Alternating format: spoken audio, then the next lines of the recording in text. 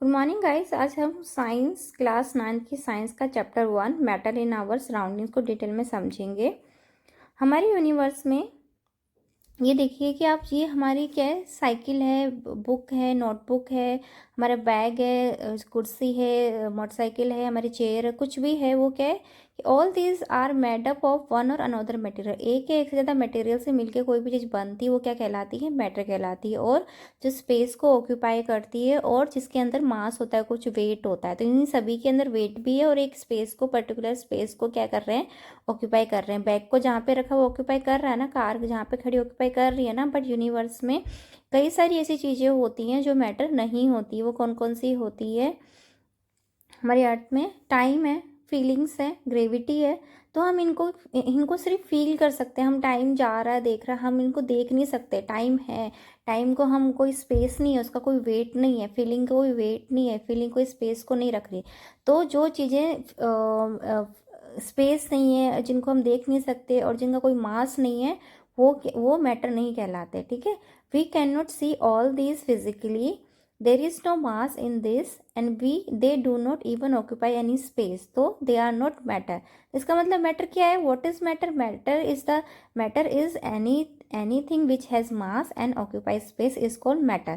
तो आप ओवन को देख सकते हैं पिक्चर के अंदर, केक उसने उसका एक स्पेस है और उसने जगह को घेरा हुआ है। ठीक है, मास भी है और स्पेस भी है। तो what is matter? Matter is the substance which has mass and occupy space. तो हम डेफिनेशन देख लेते हैं मैटर की।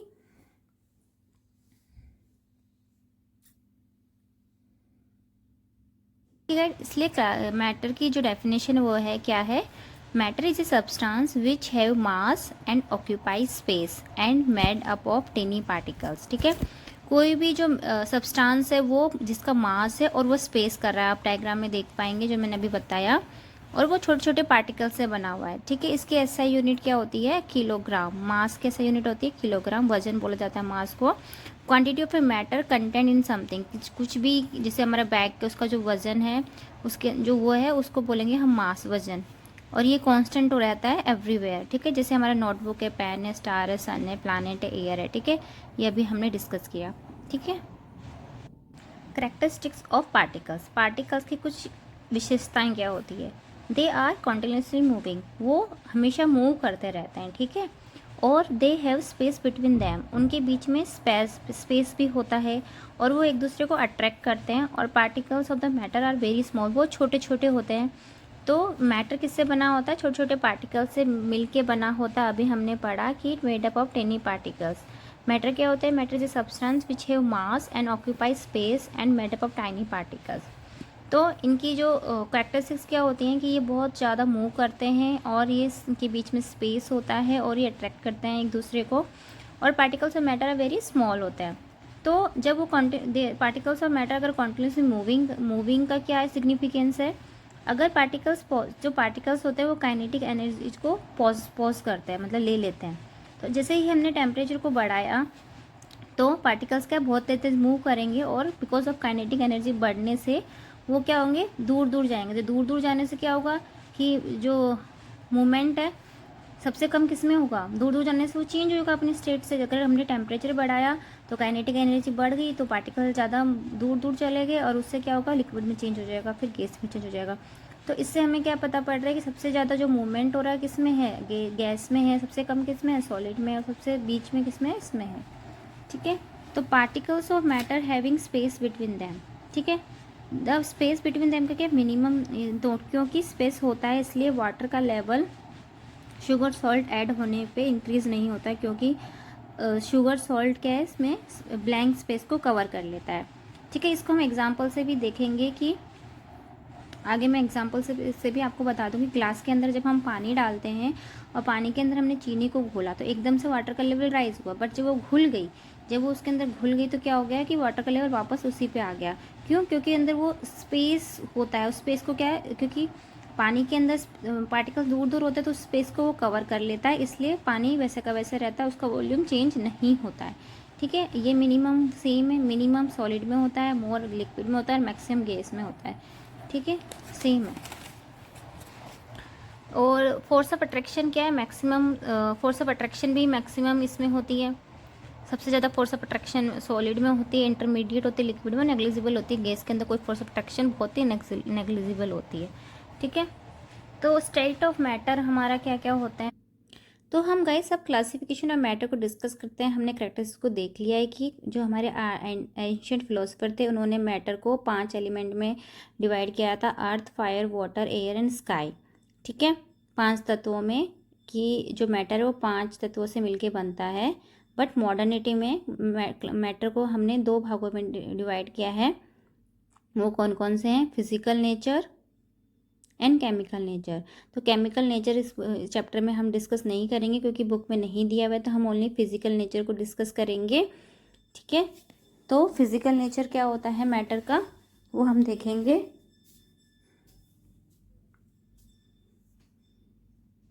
Matter is made up of particles. Matter क्या है? बना होता है छोटे छोटे पार्टिकल्स का। ठीक है, वो अभी हम देखेंगे, पिक्चर्स के माध्यम से समझेंगे कि matter is a continuous, matter continuous होता है।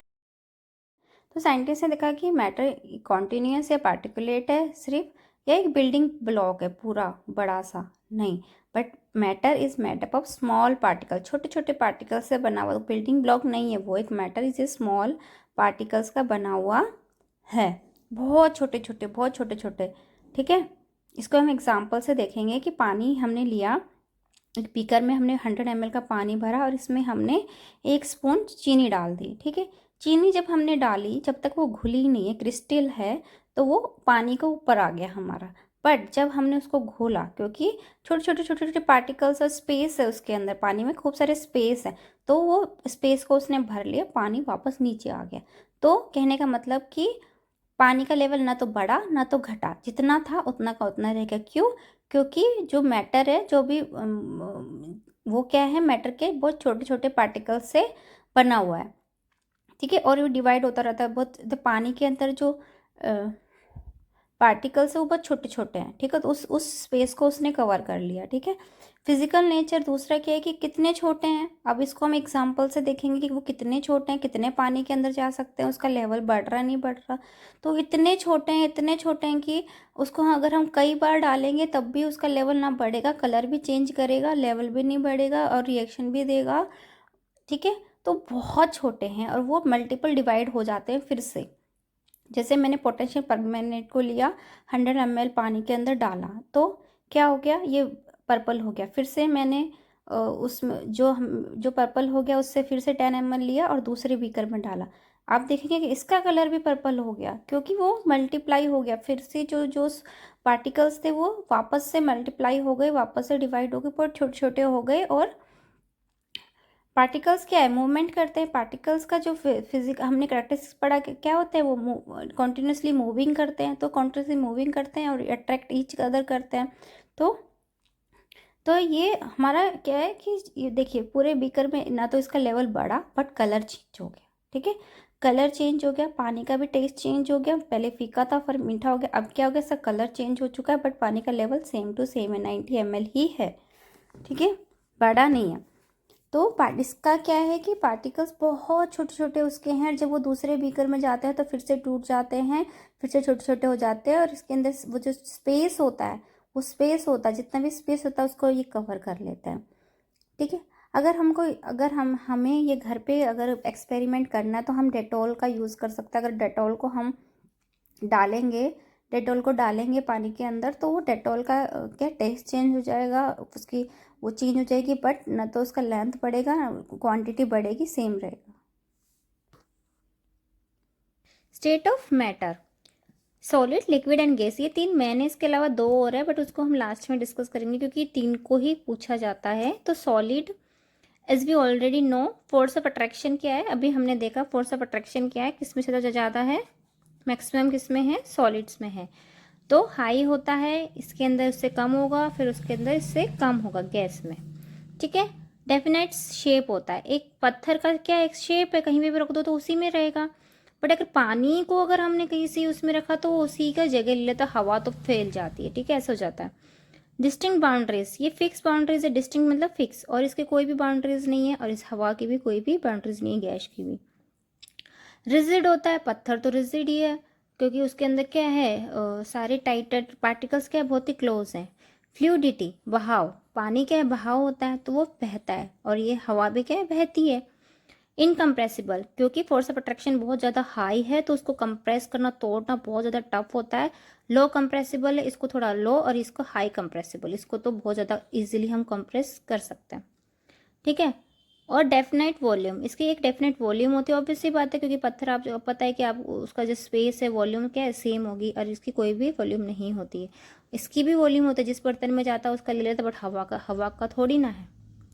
High density and do not diffuse, density क्या है इसकी हाई, और डिफ्यूज नहीं होता क्योंकि सॉलिड डिफ्यूज नहीं होता। इसका मतलब क्या है कि दो तीन पार्टिकल्स, दो तीन डिफरेंट डिफरेंट मैटर को मिलाकर एक मैटर बनता है तो वो डिफ्यूज होता है। जैसे लिक्विड है, लिक्विड को हम दूध और पानी को मिला के बना सकते हैं, पर पत्थर को किसको मिला के बनाए, नहीं बनेगा ना, पत्थर पत्थर ही रहेगा तो ये डिफ्यूज नहीं होगा, लिक्विड डिफ्यूज हो जाएगा, गैस तो डिफ्यूज हो जाएगी, अमोनियम क्लोराइड या किसी भी को हम कर देंगे। डिफ्यूजन क्या होता है कि intermixing of two different matters, ठीक है।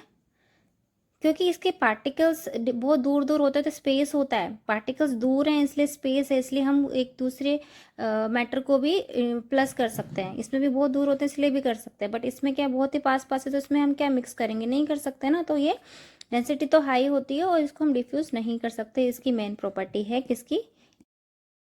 जैसे देख सकते हैं कि सॉलिड में कितना पास पास है, कंप्रेस करना बहुत ज़्यादा मुश्किल इनकम्प्रेसिबल है। लिक्विड में थोड़े दूर दूर है तो हम कंप्रेस कर सकते हैं, और गैस के तो बहुत ज़्यादा दूर दूर है तो इजीली कंप्रेसिबल है। तो चौथी स्टेट है प्लाज्मा, ठीक है। तीन स्टेट को हमने कवर कर लिया, सॉलिड लिक्विड एंड गैस। चौथी स्टेट है प्लाज्मा। क्या होता है, is the state of matter which consist of super energetic particle.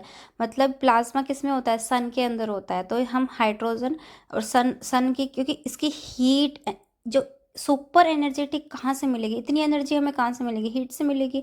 But ये बोलता है कि सुपर, तो प्लाज्मा सिर्फ सन में है तो इसका इसलिए हम यूज़ नहीं करते। और इसको डिस्कवर किया था सन विलियम क्रूक ने 22 अगस्त 1875। और ये BEC क्या है, बोस आइंस्टाइन कंडेंसेटर है।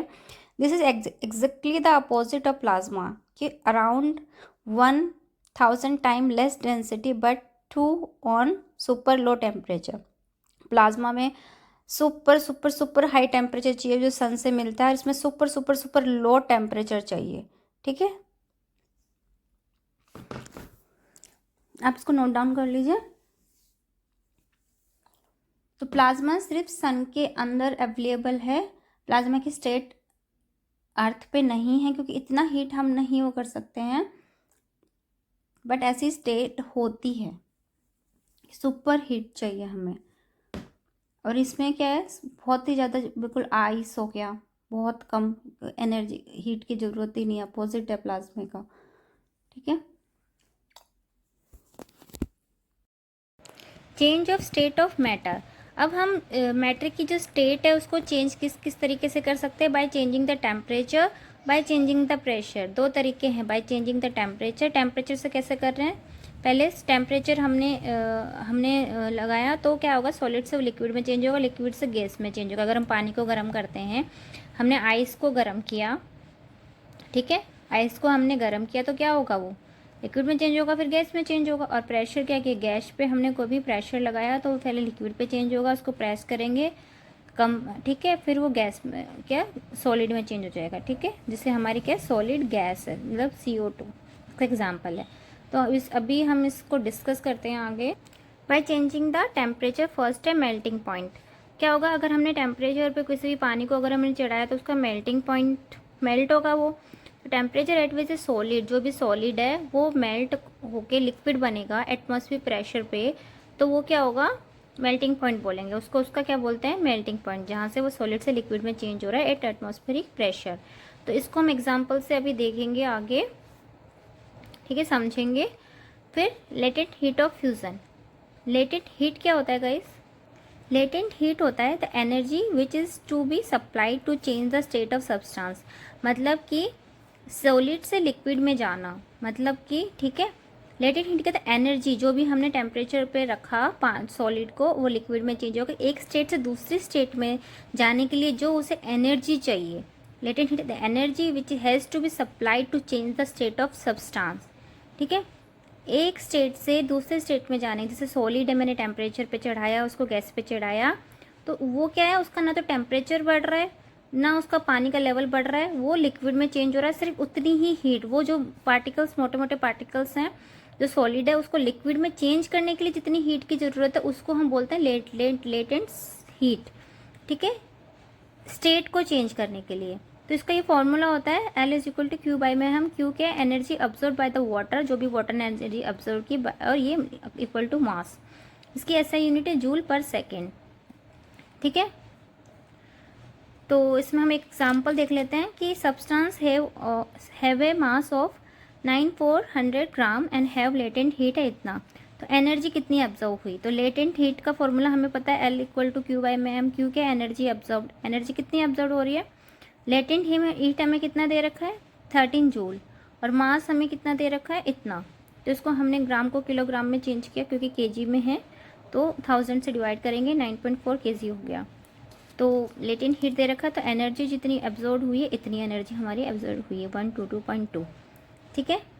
तो लेटेंट हीट भी टू टाइप्स की होती है, कि जैसे हमने लेटेंट हीट समझ के स्टेट को चेंज करना, जो अगर 1 kg ऑफ सॉलिड को लिक्विड में हमने चेंज किया, ठीक है, तो उसको हम लेटेंट हीट ऑफ फ्यूजन बोलते हैं। The amount of heat required to change 1 kg of solid into its liquid, कितने डिग्री सेल्सियस पे, जीरो, ड्राई आइस जो होती है वो क्या, 0 डिग्री सेल्सियस। टेम्परेचर का जो टेम्परेचर नहीं बढ़ रहा है, टेम्परेचर उतना ही है, बस उसने हीट जितनी एब्जॉर्व की इतनी हीट, तो 0 डिग्री सेल्सियस पे सॉलिड का लिक्विड में चेंज होना, ठीक है। और लेटेंट हीट ऑफ वेपराइजेशन क्या होता है कि amount of heat required to change the 1 kg of liquid to its gaseous state. ये क्या है, ये जो चेंज होगा वेपरेशन 100 डिग्री सेल्सियस पे होगा, ठीक है। गैस में 100 डिग्री सेल्सियस पे होता है और लिक्विड में चेंज हो रहा है तो 0 डिग्री सेल्सियस पे हो रहा है, ठीक है। और बॉइलिंग पॉइंट क्या होता है हमारा, temperature at which a liquid boil to form a vapour, इतना बॉईल करेंगे कि वो गैस में बन जाएगा। Atmospheric pressure is called its boiling point, हम उसका क्या बोलेंगे, बॉइलिंग पॉइंट बोलेंगे, ठीक है। कुछ और पॉइंट्स है, जैसे सब्लिमेशन क्या होता है कि डायरेक्ट सॉलिड को लिक्विड में हमने चेंज कर दिया है, विदाउट लिक्विड में चेंज नहीं होगा, डायरेक्ट सॉलिड से हमने गैस में चेंज कर दिया। इसके एग्जाम्पल है कपूर को अपन जलाते हो गायब हो जाता है, अमोनियम क्लोराइड हो गया हमारा, ठीक है। और हमारा नैप्थलीन बॉल्स हो गई, सर्दियों में हम कपड़ों के अंदर रखते हैं ना नैप्थलीन बॉल्स को, 6 महीने बाद देखते हैं तो क्या होता है, वो बॉल्स गायब हो जाती है अपने आप, ठीक है। तो ये सब्लिमेशन का एग्जाम्पल, डायरेक्ट सॉलिड से गैस में चेंज हो जाना सब्लिमेशन कहता है, और गैस से वापस से सॉलिड में चेंज हो जाना उसको हम डिपोजिशन कहते हैं। 2-3 टर्म्स है। कंडेंसेशन क्या होता है कि conversion of gas into liquid, gas का लिक्विड में बदल जाना कंडेंसेशन हो गया, लिक्विड का गैस में लिक्विड का जो सॉलिड में बदल जाना फ्रीजिंग हो गया। डिपोजिशन क्या हो रहा है कि process of conversion of gas directly into solid, वापस गैस से सॉलिड में बदल जाना को क्या बोलते हैं, डिपोजिशन, ठीक। और सॉलिड से गैस में बदलने को बोलते हैं सब्लिमेशन, सॉलिड से गैस और गैस से सॉलिड को बोलते हैं, सॉलिड से गैस को बोलते हैं क्या बोलते हैं, सब्लिमेशन, और गैस से सॉलिड को बोलते हैं डिपोजिशन। तो ये कुछ चेंजेस ऑफ टेम्परेचर एग्जाम्पल से समझते, जैसे कि आइस है, आइस सन के टेम्परेचर से क्या बाहर क्या जल्दी पिघल जाती है, क्यों, क्योंकि उसके अंदर काइनेटिक एनर्जी डेवलप हो जाती है, काइनेटिक टेम्परेचर बढ़ती है, उनके जो मूवमेंट बढ़ते हैं तो वो पानी में चेंज होती है, ठीक है। जैसे हमारी आइस है, आइस भी काइनेटिक एनर्जी बढ़ेगी टेम्परेचर से तो वो हमारा पिघल जाएगा, ठीक है। काइनेटिक एनर्जी बढ़ने से बाय चेंजिंग द टेम्परेचर, इस तरीके से ये होता है। The process of converting of solid into liquid is called melting, अभी हमने डिस्कस किया, ये मैं आपको दिखाने के लिए कि इस तरीके से होता है, ठीक है। और क्यों होता है ये सब, क्योंकि काइनेटिक एनर्जी बढ़ जाती है टेम्परेचर के बढ़ने से, इसलिए हमारी स्टेट क्या होती है, चेंज होती है, ठीक है।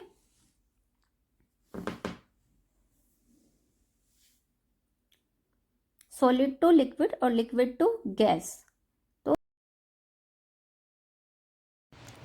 टेम्परेचर के बारे में देखते हैं कि temperature is the measure of degree of hotness of a body, कि हम डॉक्टर के जाते हैं तो क्या करता है डॉक्टर, क्या हमारी बॉडी के जो वो है तो डॉक्टर क्या करता है हमारे बॉडी के टेम्परेचर को थर्मोमीटर से नापता है। तो ऐसा यूनिट क्या है, केल्विन क्या है हमारा ऐसा यूनिट है, सेल्सियस और फ़ारेनहाइट क्या है हमारी नॉर्मल यूनिट्स है, ठीक है। तो टेम्परेचर क्या होता है, temperature is the measure of the degree of hotness of a body, ठीक है। Kelvin, Celsius and Fahrenheit. तो केल्विन क्या होता है, इक्वल होता है सेल्सियस प्लस में 273.15 होता है, 15 को हम नेग्लिजिबल कर देते हैं अभी तो। और सेल्सियस क्या होता है हमारी 30 डिग्री सेल्सियस प्लस 273, तो 303 क्या हो जाएगा हमारा, केल्विन हो जाएगा। ठीक है, तो ये फॉर्मूला होता है सेल्सियस, जो भी सेल्सियस दे रखा है प्लस में 273। अगर सेल्सियस हमारा क्या है 30 है प्लस 273, तो क्या आ गया हमारा 303, क्या आ गया, केल्विन आ गया। तो अगर हमें केल्विन दे रखा है तो हम माइनस कर देंगे 273, हमारा 76 से क्या आ गया, इतना आ गया। अगर हमें सेल्सियस दे रखा है तो हम फ़ारेनहाइट का फॉर्मूला क्या होता है, 9 में 5 इंटू में सेल्सियस प्लस में 32। तो हमें जैसे ये इतना सेल्सियस दे रखा है तो हम फ़ारेनहाइट पता कर लेंगे, अगर हमने फ़ारेनहाइट दे रखा है तो हम सेल्सियस को निकाल लेंगे। ठीक है, ये टेम्परेचर में हमें इतना सा ही पढ़ना है। Evaporation, it is a surface phenomenon in which liquid change into vapor at any temperature below its boiling point। उसके बॉइलिंग पॉइंट से नीचे कोई भी सरफेस फिनोमिनन, सरफेस क्यों बोल रहे हैं, क्योंकि जैसे सरफेस फिनोमिनन क्या है, पानी है, रोड पे पानी है, गर्मी है, तो गर्मी के दिनों में क्या होगा, पानी वो सूख जाएगा। जो नदी है, छोटे छोटे इलाकों में जो नदी होती है वो गर्मी के टाइम पे क्या होगी, क्योंकि इवापोरेशन होगा और वो पानी उड़ जाएगा तो वो सूख जाएगी, छोटी छोटी नदियाँ सूख जाती है। तो इट इज़ एक सरफेस फिनोमिना, सरफेस पे होता है, इन बीच जो लिक्विड है वो चेंज हो जाता है गैस स्टेट में एट एनी टेम्परेचर, किसी भी temperature below it's boiling point, उसके बॉइलिंग पॉइंट से थोड़ा नीचे। Factor affecting evaporation, expose surface area, अगर सरफेस एरिया खुला हुआ है, टेम्परेचर, ह्यूमिडिटी एंड विंड, ये 4 है। ठीक है, तो नेचर ऑफ लिक्विड पे डिपेंड करता है इवापोरेशन। अगर water convert to vapour at approx 100, water जब गैस में चेंज होता है तो 100 डिग्री सेल्सियस पे होता है। सरफेस फिनोमिना कैसे है कि जैसे कि ये वाटर है, इसको एक्सपोज में हमने रखा, सनलाइट इस पर गिरी तो पानी क्या है, धीरे धीरे सरफेस, क्योंकि ओपन है उस पर है, सरफेस पे रखा है, बाहर है और वो उड़ जाएगा। ठीक है, तो ये सरफेस फिनोमिनन है। सरफेस फिनोमिनन, इससे भी हम जैसे कि नेचर ऑफ लिक्विड, जैसे ईथर है, उसका बॉइलिंग पॉइंट कितना है, 34.6 है, वाटर का है 100 डिग्री सेल्सियस बॉइलिंग पॉइंट है। तो जिसका बॉइलिंग पॉइंट कम होगा वो ज़्यादा इवोपरेट होगा, the lower the boiling point higher will be the rate of evaporation. तो ईथर जो होता है वो जल्दी इवोपरेट हो जाता है और जो वाटर है उसको टाइम लगता है, क्योंकि वो 100 डिग्री सेल्सियस पे, मतलब जिसका बॉइलिंग पॉइंट ज़्यादा होगा वो लेट इवोपरेट होगा और जिसका बॉइलिंग पॉइंट कम होगा वो जल्दी इवोपरेट होगा। The lower the boiling point higher will be the rate of evaporation. ठीक है, नेचर ऑफ लिक्विड पे। फिर टेम्परेचर पे डिपेंड करता है कि evaporation directly proportional to temperature, temperature बढ़ेगा तो पार्टिकल्स मूव करेंगे, पार्टिकल्स मूव करेंगे तो सॉलिड से लिक्विड स्टेट में आएंगे, ज़्यादा देर दूर दूर भागेंगे तो हमारी काइनेटिक एनर्जी बढ़ेगी। अगर काइनेटिक इंक्रीज होगी तो when temperature of the liquid increase, kinetic energy increase होगी तो क्या होगा, इवोपरेट हो जाएगा, गैस में चेंज हो जाएगा। ठीक है, surface area, surface area directly proportional to evaporation. कि अगर ये क्या हमारा ग्लास है, ग्लास से हमें दूध को ठंडा करना है तो हम क्या करेंगे, प्लेट में डालेंगे, तो प्लेट में क्या है वो जल्दी इवोपरेट होगा। तो सरफेस एरिया पे डिपेंड करता है। Wind energy directly proportional to the evaporation. कपड़े हैं, विंड वेलोसिटी का क्या होता है, कपड़े को हमने सुखाया बाहर, हवा अगर बहुत तेज है तो जल्दी सूख जाएगा, तो जो स्पीड की जो इवोपरेशन है वो बढ़ जाएगी with the increase of speed of the wind. Humidity, humidity is the presence of water vapour in air, air के अंदर अगर वाटर वेपर है तो वो ह्यूमिडिटी कहलाएगा। सबसे पहले हम ये देखते हैं कि ये सन है, वाटर वेपर, सन है, पानी है, नीचे वेपर बना, तो ह्यूमिडिटी आसपास क्या होगा, ज़्यादा होती है बारिश के टाइम पे। If the humidity high then the evaporation slow, अगर ह्यूमिडिटी ज़्यादा होगी तो हमारा जो इवोपरेशन क्या होगा, इसलिए बारिश के दिनों में ह्यूमिडिटी बहुत ज़्यादा होती है तो हमें इवोपरेशन जो होता है बहुत ही ज़्यादा क्या होता है, स्लो होता है। अगर ह्यूमिडिटी लो है देन द इवोपरेशन फास्ट हो जाएगा, मतलब जब बहुत ज़्यादा गर्मी है तो अगर वहाँ पे पानी है तो क्या होगा कि वो जल्दी से इवापोरेट हो जाएगा पानी। अगर बारिश के दिन है तो वो पानी के बहुत टाइम लगेगा क्योंकि ह्यूमिडिटी है। इसका मतलब कि जो ह्यूमिडिटी अगर ज़्यादा है, ह्यूमिडिटी ज़्यादा है तो क्या होगा, इवापोरेशन स्लो होगा, ये याद रखना। तो evaporation always cause cooling, evaporation अगर जैसे गर्मी के दिनों में अगर इवापोरेशन होता है तो हमें क्या कूलिंग का इफेक्ट पड़ता है। जैसे पेट्रोल है, पेट्रोल को हमने हाथ में लिया तो वो उड़ जाएगा, ठीक है, बट हाथ में हमें ठंडा ठंडा लगेगा, तो इवापोरेशन ऑलवेज कॉज कूलिंग। तो ये गाइस इवोपोरेशन इसके था सब कुछ, ठीक है।